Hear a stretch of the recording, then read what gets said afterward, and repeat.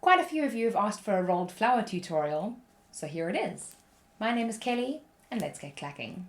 In Silhouette Studio, I have opened up a design that I bought on the design store, and this is exactly what it looks like when you open it up. So what you're going to do is you're going to first ungroup it, as it has this and that grouped together. For the tutorial that I'm doing, I don't need these two bits, so I'm just going to pull them off to the side as I'm not going to use them. I'm going to be resizing this so that I can fit at least 4 on a page. So let's bring it down to just under 15 centimeters wide, and then I'm going to control right click, and then I will see that I have duplicated that. So I'm now going to just resize it so that they both fit on the page. I might just turn them around a little bit so that I can get those two bits overlapping so that we can have them cut slightly bigger.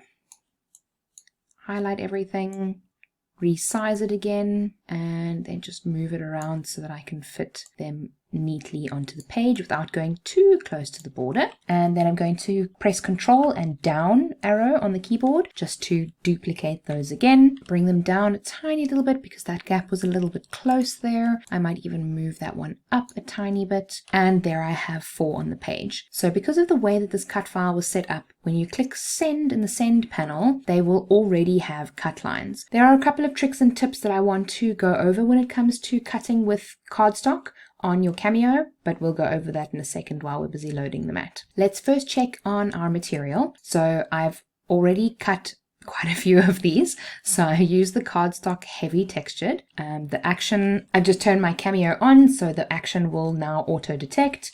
So there are changes to auto cut, no tool detected. There we go. It's just updated to the auto blade. Oh, I love it when technology works like this. Mine is set to blade depth of 3. I'm actually going to increase that because I cut these yesterday with a blade depth of 4. And I also cut them with a force of 33 and a speed of 3. I actually decreased it a little bit. I didn't have overcut on because there's not a lot of very tight corners that we need to worry about. So I'm just going to leave overcut off. And then once my media has loaded onto the mat, then I will load it into the Cameo and send it to cut. What I like to do here to make the paper stick a little bit better is I check which side of the paper has the smooth edge, as this is just plain cardstock.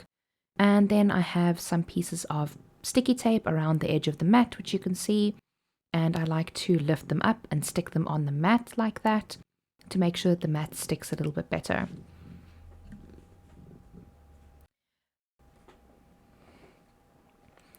If I don't have any nice sticky tape, then I take some new pieces and stick those down just to make sure that the paper doesn't move around on the mat.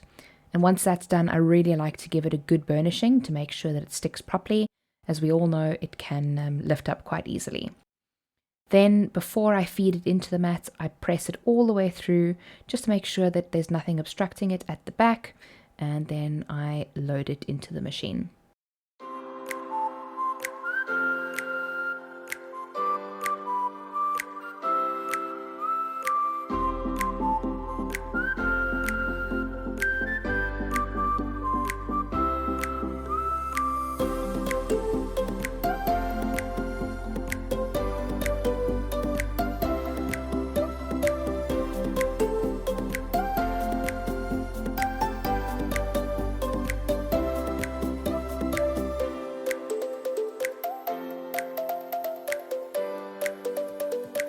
Alright, now that this is cut, let's undo all of the tape and get it off the mat. Here's now where we can turn it over and roll the mats off the paper.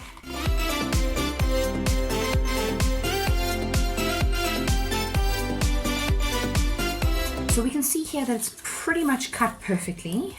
It might just need a little bit of convincing every now and then just to get it off, but you can see how much of a perfect cut that this actually was.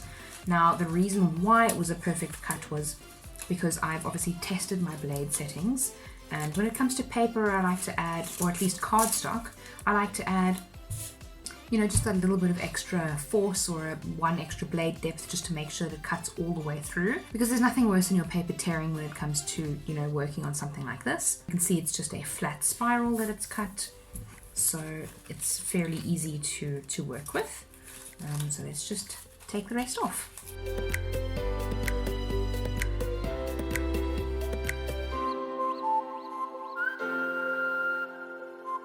And then this we can put into the recycling. Here is where we need our twilling pen. I got this from P&A for, I honestly can't remember how much it was. I don't think it was terribly expensive. It might have been in the region of about 50 Rand, maybe less. Don't hold me to that, I can't remember. If we can't exactly see that, it's essentially this little tip of the metal is two pieces of metal like that with like that, there's a tiny little gap in between. And essentially that is where you want to feed your paper into.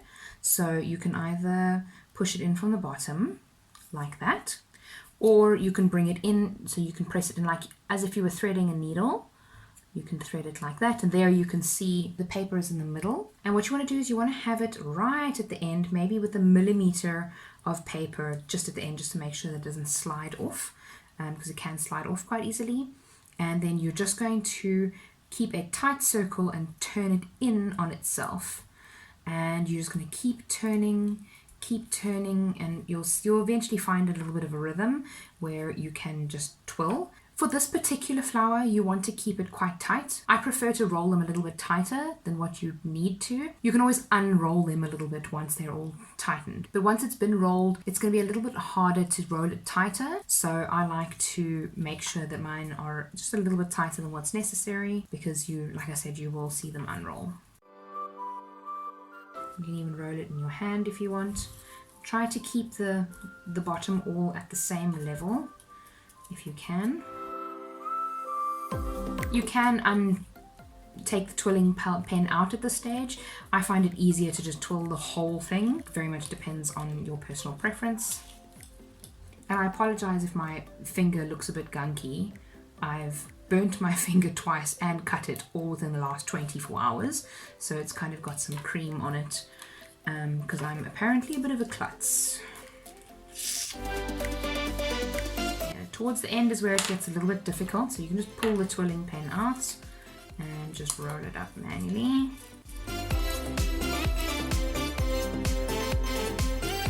Okay, now you'll see there's a little bit of a circle on this side. This is what you're going to use to glue everything together. So what I like to do in this case is to bend it a little bit so that it sits flat on the ground.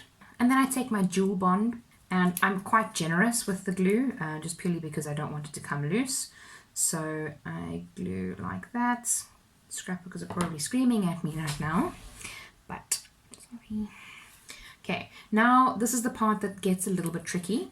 What you want to do is you can just pop it up like that, but you also want this particular flower to unwind a little bit. So that's what it looks like before you even started. It might be a little bit higher in the middle than what it should be, because it's obviously angled up a little bit on the inside. So what you can do is you can just simply let it go, and then you'll see how it unravels quite a bit. And then you can press everything down so that it's all on the same level, and then just press it down onto the base. And that's quite simply what I do to make my flowers. This is jewel bond, so it glues very well. So you won't really have to worry about too many of these petals coming up. The majority of them will be glued down and they won't move. And that is exactly how you make your flower. It's pretty much stuck down there already, and you can even, fold these up a little bit more if you wanted to. The last layer does tend to lay a little bit more flat, and then we just carry on with the rest. So once again, we put the pen on the inside, leave a millimeter gap, roll it in on itself, and just keep going.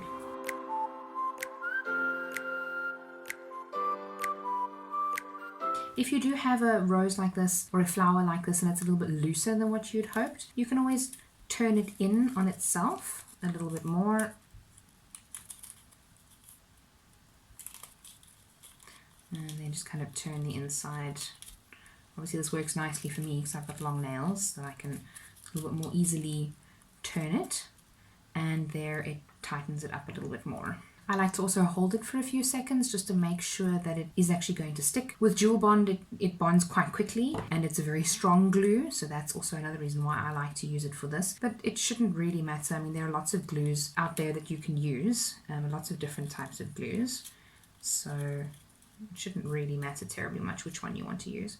And again, it doesn't have to be perfect. You aren't really going to notice. I mean, that one looks a little bit better than this one. That one maybe was a little bit tighter than this one. This one's a little bit, you know, tighter, looser towards the edge, but they both look great.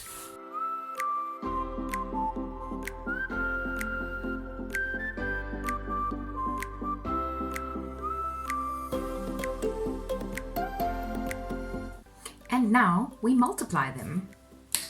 That's not enough. Let's try it again. Much better.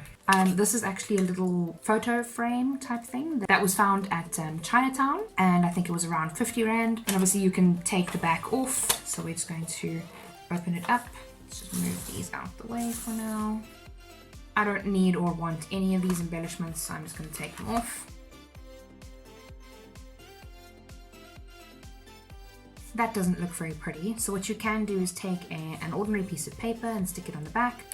Okay, so I've cut a piece of cardstock, slightly smaller than I should have, but it's fine because the edges will cover it up. And I'm going to stick it down. Now comes the tricky part, because we're obviously going to need to make sure that it'll all fit inside there when we close the box. So my plan is to do something like this. So that's kind of my plan. I know we're going to struggle to fit them all in. I probably should have made them a little bit smaller. Oh well, let's see.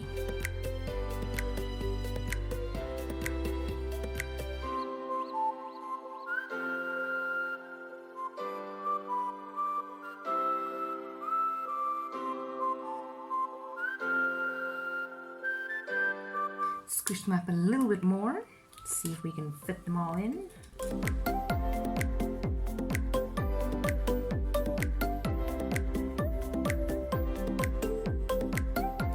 So let's just take a look to see if this fits.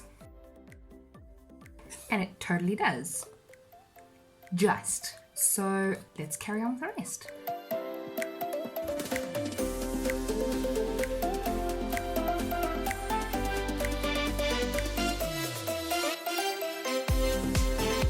Okay, so I ripped it all up and I've decided to do it slightly differently because I wasn't liking how it was looking. There we go. That looks a little bit better to me as opposed to being all squishy.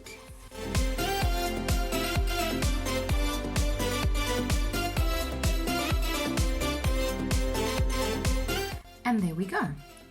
So that's exactly what I wanted. And now we're going to put it into the casing. Probably should wait for it to dry for a few seconds before manhandling it. So I'm going to angle this to the one side first, just to make sure that all of those get in properly. Then we can deal with all of the other bits. Scraper to kind of press everything in gently. Pretty sure everything is in. That all looks good. And let me just close these at the back here. Ta-da! And now what you can do is you can take some vinyl and put a lovely phrase over the front of this. You know, this would be a great Mother's Day gift. Mom, at least now you know what one of your Mother's Day gifts is going to be. I'm going to find a nice piece of vinyl, clean it off with rubbing alcohol first, because of course this is a little bit dirty from, you know, being touched and everything, and then put the vinyl over the front. And that is pretty much your project. I really hope that you guys enjoyed this. I have set up something called Buy Me a Coffee. Obviously when it comes to doing all these projects and showing you guys all how to make them, I pay for everything out of my own pocket. So if you would like to support me and help keep the channel going and help me to be able to buy more things to be able to show you guys some more tutorials, I'll leave a link in the description, and any support would be greatly appreciated. Like, you have no idea. If you enjoyed this video, please give it a thumbs up. Subscribe to my channel for more crafting tutorials. You can obviously cut this with both your Silhouette and a Cricut. It doesn't matter. And I hope to see you in the next video. So remember, be kind to someone today. See you soon.